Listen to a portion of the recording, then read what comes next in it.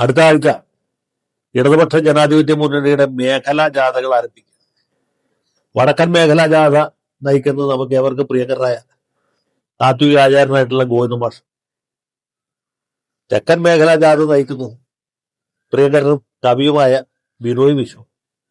മധ്യമേഖലാ ജാഥ നയിക്കുന്നത് എല്ലാവർക്കും പ്രിയങ്കരനായ കർഷകരുടെ കണ്ണിലൂണ്ടിയായ അധ്വാനവർഗ സിദ്ധാന്തത്തിന്റെ പ്രയോക്താവായ സാക്ഷാൽ ജോസ് കെ മാണിയാണ്. ഇതിനെന്താ വിശേഷം ചോദിച്ചാൽ, സാധാരണ ഇടതുപക്ഷക്കാർ 2 ജാഥ നടത്താറുള്ളൂ. തെക്കൻ ജാഥയും മറ്റത് വടക്കൻ ജാഥ. പക്ഷെ ഇത്തവണ അങ്ങനെയല്ല, 3 ജാഥ. കാരണം 3 പ്രധാനപ്പെട്ട ഘടകകക്ഷികൾ, ഒന്ന് CPI ആണ്, മറ്റത് CPM ആണ്, മൂന്നാമത് കേരള കോൺഗ്രസ് മാണി ഗ്രൂപ്പാണ്.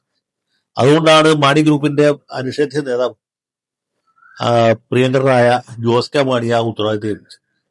അദ്ദേഹത്തിന്റെ നേതൃത്വത്തിലാണ്, പ്രത്യേകിച്ച് ഈ കിഴക്കൻ മേഖലയിൽ കൂടിയാണ് ഈ യാത്ര കടന്നു പോകുന്നത്.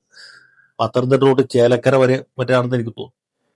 എന്താണ് അതിന്റെ മധ്യമേഖല എന്ന് മനസ്സിലായില്ല. മധ്യമേഖലയാണോ എന്ന് സംശയം. ഏതായാലും ജോസ് കെ മാണിയുടെ നേതൃത്വത്തിൽ ഈ ഗംഭീരമായ ജാഥ നടക്കുകയാണ്. അപ്പൊ ഇപ്പൊ നമ്മള് ഈ മാധ്യമപ്രവർത്തകരും നിരീക്ഷകരൊക്കെ നാണിച്ച് തലതാഴ്ത്തേണ്ട സമയമാണ്.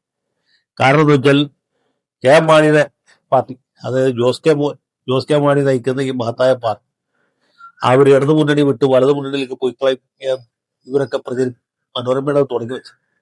പിന്നെ ചാനലുകാരെ ഏറ്റുപിടിച്ചു, പത്രക്കാരെ ഏറ്റുപിടിച്ചു, കോൺഗ്രസ്സുകാരെ ഏറ്റുപിടിച്ചു, ലീഗുകാരെ ഏറ്റുപിടിച്ചു.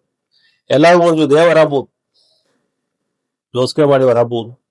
ജോസ് കെ മാണി കൂടി വരുന്നതോടെ UDFന്റെ ബഹുജന അടിത്തറ വിപുലീകൃതമാകും, ശക്തമാകും. പിന്നെ UDFനെ പിടിച്ചാൽ കിട്ടുകയും കത്തോലിക്ക മതഭേദക്ഷന്മാരുടെ ആശീർവാദം ഇതിനുണ്ട്. ജോസ് കെ മാണി കയ്യാലപ്പുറത്തിരിക്കുകയാണ് എന്നൊക്കെ പറഞ്ഞു. അങ്ങനെ കയ്യാലപ്പുറത്തിരിക്കുന്ന തേങ്ങയല്ല, കയ്യാലപ്പുറത്തിരിക്കുന്ന ഒരു വെടല തേങ്ങയല്ല താൻ എന്ന് സാക്ഷാൽ ജോസ് കെ മാണി തെളിയിച്ചു. അപ്പൊ ഈ രാഷ്ട്രീയ നിരീക്ഷകരും മാധ്യമപ്രവർത്തകരൊക്കെ ബ്ലീച്ചടി.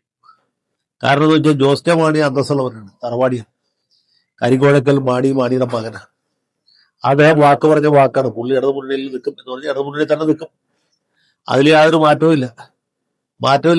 മുന്നണിയിൽ ഉറച്ചു നിൽക്കുമെന്ന് മാത്രമല്ല, അദ്ദേഹം മേഖലാ ജാഥ നയിക്കുകയും ചെയ്യും.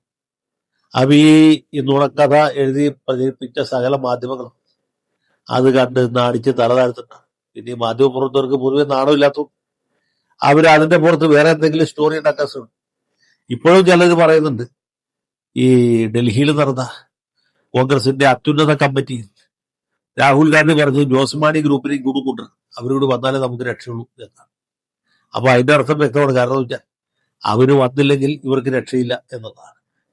കാരണം ജോസ് കെ മാണി പറഞ്ഞ ഒരു വചനം കൂടി ഞാൻ നിങ്ങളെ ഓർമ്മിക്കുന്നത്, കേരള കോൺഗ്രസ് ജോസ് മാണി ഗ്രൂപ്പ് എവിടെ ഉണ്ടോ അവിടെ വിജയമുണ്ടാകും എന്നാണ്. യഥോ ധർമ്മ സ്ഥതോ ജയ എന്ന് ഭഗവാൻ ശ്രീകൃഷ്ണൻ പാട്ട് മഹാഭാരതത്തിൽ ഈ യുദ്ധം തുടങ്ങുന്നതിന് തൊട്ടുമുമ്പായിട്ട് പ്രഖ്യാപിച്ചായിട്ട് വിദുരൻ അല്ലെങ്കിൽ സഞ്ജയൻ റിപ്പോർട്ട് ചെയ്തത്. അപ്പൊ അത് കഴിഞ്ഞാൽ പിന്നെ ഇതുപോലൊരു വചനം പറഞ്ഞിട്ടുള്ളത് ജോസ് കെ മാണിയാണ്. അപ്പൊ ജയം ഏത് ഭാഗത്തായിരിക്കും എന്നുള്ള കാര്യത്തിൽ നമുക്ക് യാതൊരു സംശയത്തിന് അവകാശമില്ല. പിന്നെ ജോസ്മോൻ പാലായിൽ മത്സരിക്കൂ എന്ന ചോദ്യത്തിന്റെ ഉത്തരവ് അതിനകത്ത് തന്നെയുണ്ട്. അദ്ദേഹം ധൈര്യസമേതം പാലായിൽ മത്സരിക്കും. മാണി സി കാപ്പനല്ല, ഷോൺ ജോർജ് അല്ല, പടച്ചേ തമ്പുരാനെ എതിരെ മത്സരിച്ചാൽ ഇത്തവണ ജോസ് കെ മാണി ജയിക്കും. പാലാ പട്ടണത്തിൽ വീണ്ടും മാണി ഗ്രൂപ്പിന്റെ പതാക പറഞ്ഞു. ആ കൂട്ടത്തിൽ മാർക്സിസ്റ്റ് പാർട്ടിയുടെ ചെങ്കുടിയും പറഞ്ഞു.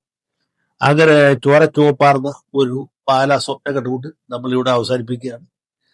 ജോസ് മോന്റെ യാത്രയ്ക്ക് എല്ലാവിധത്തിലുള്ള ആശംസകളും നേരുന്നു. മംഗളമല്ല, മലയാള മനോരമയല്ല, ഇന്ത്യൻ എക്സ്പ്രസും ഹിന്ദു, ഡെക്കാൻ ഹെറാൾഡും ടൈംസ് ഓഫ് ഇന്ത്യയും തന്നെ നേരുന്നു.